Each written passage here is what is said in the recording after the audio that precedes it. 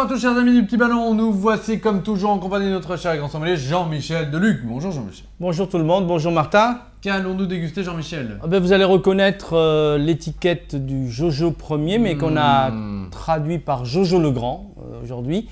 C'est notre cuvée à nous, c'est notre assemblage.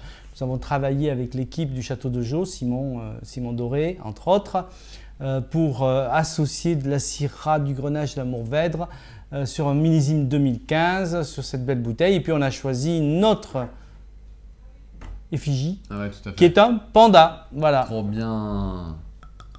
Le beau panda de Jojo. Déjà, regarde, quand on le sert, la couleur. C'est magnifique, c'est noir. Noir, bleuté, violine, pourpre, c'est jeune, c'est vraiment très jeune, magnifique robe, une belle concentration. Bien Effectivement, sûr. on a une sélection de vignes, hein. On n'a pas mis dans le Jojo Premier, c'est vraiment une sélection du meilleur du Château de Joux. Très bien.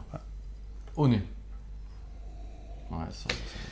Concentré, c'est serré comme trame, mais on a tous les arômes qui arrivent derrière. Donc il va falloir l'aérer et découvrir les arômes petit à petit. Donc on est plutôt sur une trame fruitée, des fruits très mûrs, concentrés, du sureau, de la myrtille, du cassis, de la mûre, de la cerise, de la prune. Et vas-y.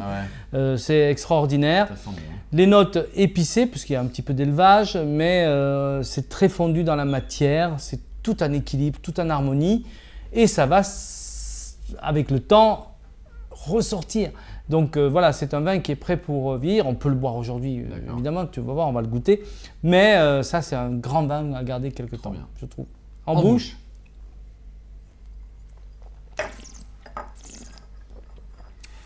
Velouté, fin, racé, puissant. On doit le dire, il y a une belle puissance, une belle générosité en bouche. Retenu par des notes un petit peu tanniques, des tanins très fins de peau de raisin frais, mais très soyeux, très poudreux. Note un petit peu réglissée, poivrée en finale, et puis ça tient en bouche. Ça nous parle d'avenir, hein. Ça nous parle vraiment d'avenir. Alors comment le déguster?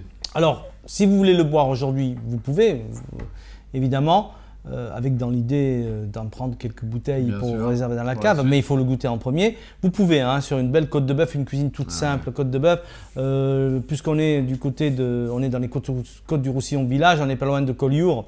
Mon fameux agneau aux anchois. L'agneau rôti, un beau gigot d'agneau rôti, piqué, cantisé, comme on dit techniquement, de pointe d'anchois. Voilà, et c'est extraordinaire.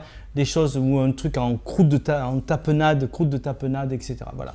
Mais bon, les cuisines mijotées, les gibiers, les fromages un petit peu puissants, parfait.